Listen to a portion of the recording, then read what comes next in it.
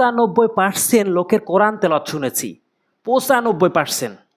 এই 95% লোক অশুদ্ধ তেলাওয়াত করে, হরফের উচ্চারণ সঠিকভাবে করতে পারে না। যখন নামাজ কখনো যারা শুদ্ধ নয়, যখন নামাজ পড়ায় তাদের নামাজ হয় না, এবং তার নামাজের কারণে মুসল্লিদের নামাজ হয় না। অবশ্যই আমরা সহি শুদ্ধভাবে কোরআন শিখতে এই চ্যানেলটি অবশ্যই সাবস্ক্রাইব করে রাখবেন পরবর্তী ভিডিও পাওয়ার জন্য। আর দেখুন আমি কিভাবে শুদ্ধ করে প্রতিটি হরফের নাম ধরে আমি উচ্চারণ করি, একটু খেয়াল রাখবেন। আমি একটি হরফ বারবার উচ্চারণ করব যাতে করে আপনি মনে রাখতে পারেন। অবশ্যই ভিডিওগুলো শেয়ার করুন যাতে করে প্রত্যেকেই সহি শুদ্ধ করে শিখতে পারে। দেখুন আপনি সূরা ফাতিহার ওখানে আলহামদু বলেন, নামাজ হবে না তো, নামাজ হবে না, বলতে হবে আলহামদু, ওখানে বড় হায় নিয়ে উচ্চারণ করতে হবে। তো সেভাবে আমরা প্রতিটি হরফ আমরা খেয়াল করে পড়বো কোথা থেকে কিভাবে উচ্চারণ হয়। আজকে এই ৩য় নাম্বার সহি শুদ্ধ করে পড়ার আজকে ৩য় নাম্বার পর্ব। অবশ্যই আপনার ৫টি মিনিট আপনি কোরআন শিক্ষার পিছনে একটু সময় দেন। সারাদিন আমাদের অনেক টাইম ব্যয় হয় ফোন ইউজ করতে, তো অবশ্যই ৫টা মিনিট সময় দিয়ে আমরা সহি শুদ্ধ করে কোরআন শিখবো ইনশাল্লাহ। তো আজকে ৩য় নাম্বার পড়ো, বিসমিল্লাহির রহমানির রহিম। বা বা বা, দুই ঠোঁটের ভেজা অংশ থেকে বা বা বা, ভেজা অংশ তো অবশ্যই বুঝতে পারলেন তাই না? বা বা বা। এরপরে হা হা হা, হলকের শুরু থেকে হা হা হা এভাবে বলা যাবে না। এ হা যেখানে বলতে হয় সেখানে আমরা বলবো। এই হা আলহামদু, এই হা এনে আমরা উচ্চারণ করি, এজন্য আমাদের উচ্চারণ সঠিক হয় না। এটা হা বলতে হবে হলকের শুরু থেকে একদম নর্মালি হা হা হা। দেখুন এখানে 3টি হা রয়েছে, কখনো আপনি এইটি পাবেন, শব্দের শুরুতে এইটি পাবেন, শব্দের মাঝখানে এটি পাবেন, এবং শব্দের শেষ সবসময় এটি পাবেন। হা হা হা। একটু মনোযোগ সহকারে খেয়াল কোথা থেকে কীভাবে উচ্চারণ করি। ভাই ভিডিওটি স্কিপ করবেন না, দেখেন একটু সহি শুদ্ধ করে একটু কোরআন শেখার চেষ্টা করি। জীবনে অনেক কিছু করেছি কিন্তু সহি শুদ্ধ করে কোরআন শেখা হয়নি। সৎ সৎ সৎ সৎ সৎ, সৎ কোথা থেকে উচ্চারণ হয়, কিভাবে উচ্চারণ করতে হবে? সৎ অর্থাৎ শক্তি দিয়ে জিহ্বার আগাটা উপরে নিচে 2টি দাঁতের আগাতে লাগাবেন। সৎ সৎ সৎ সৎ এভাবে উচ্চারণ করবেন, না হলে সঠিক উচ্চারণ হবে না। এরপরে কাফ রয়েছে, কাফ রয়েছে, কাফ কাফ কাফ কাফ কীভাবে উচ্চারণ করব? জিহ্বার গোড়া থেকে একটু আগে বাড়াতে হবে, এই অংশটা উপরে তালুর সঙ্গে লাগাবেন। জিহ্বার গোড়া থেকে একটু আগে বাড়াইয়া উপরে তালুর সঙ্গে লাগাবেন। Calf calf calf calf calf calf. এরপর আসুন জিমটি, জিম কীভাবে উচ্চারণ করবেন? জিম বললে কি হবে? জিম বললে কি হবে? না, হবে না। জিম বলতে হবে, কেননা জিহ্বার মাঝখানের অংশটা উপরে তালুর সঙ্গে লাগাবেন। বুঝতে পারতেন তো কোথায় বলতেছি? জিহ্বার মাঝখানের অংশটা উপরে তালুর সঙ্গে লাগবেন। জিম জিম জিম এভাবে উচ্চারণ করবেন। অনেকে জিম বলে, জিম হবে না তো, জিম বলতে হবে। Gym gym gym. এটা হচ্ছে মিম, অর্থাৎ 2 ঠোঁটের ভেজা অংশ, শুকনো অংশ মিলাবেন, 2 ঠোঁটের শুকনো অংশ। মিম মিম টেনে উচ্চারণ করবেন। মিম, দেখেন 3 ধরনের মিম রয়েছে, কখনো এটি আসে, কখনো এটি আসে, কখনো এটি আসে। একটু মনোযোগ সহকারে খেয়াল করবেন। শিন শিন শিন, শিন কোথা থেকে? জিহ্বার মাঝখান থেকে উপরে তালুর সঙ্গে। শিন শিন শিন। এই আইন সবচেয়ে বেশি ভুল হয় আমাদের, হা এবং আইন, এটি হচ্ছে সেই আইন হলকের মাঝখান থেকে।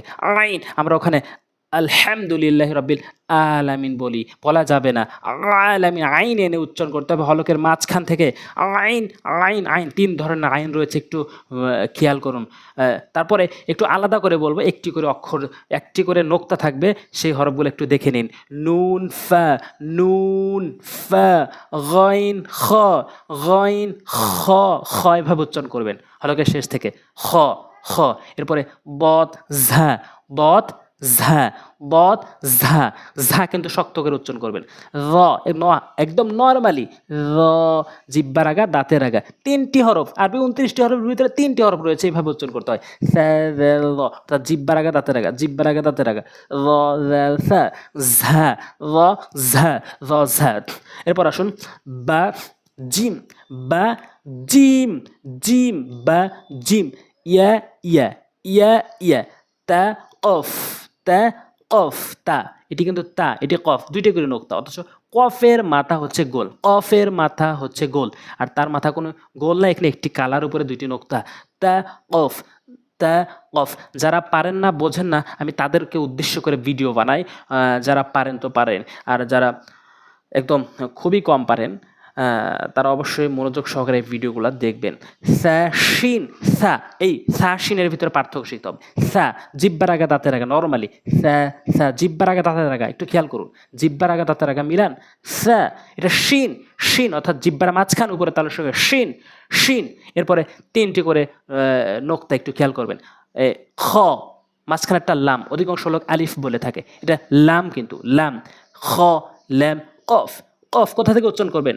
কফ জিব্বার গোড়া উপরে তালু, কফ কফ কফ। ওখানে আমরা কুল আউজু বলি, উল বলতে হবে উল। আইন এটা কি? আইন এটা কফ, কফ এটি দাল। হা হা, আমরা কিন্তু হা সবচেয়ে বেশি ভুল করে থাকি, হা বলি, ছোট হা এনে উচ্চারণ করি, এখানে বড় হা আছে। হা ত বা, হা ত বা, লাম হা কফ, লাম হা কফ, লাম হা কফ। এরপরে ইয়া আইন ত ইয়া কাফ, ইয়া আইন ত ইয়া কাফ। এইগুলো হরফ যদি আপনি চিনতে পারেন, পুরা কোরআন শরীফের হরফ আপনি চিনতে পারবেন। নুন আইন মিম তা কাফ, নুন আইন মি মিম, এটি কিন্তু মিম, এই যে ছোট করে লেখা রয়েছে এখানে মিম।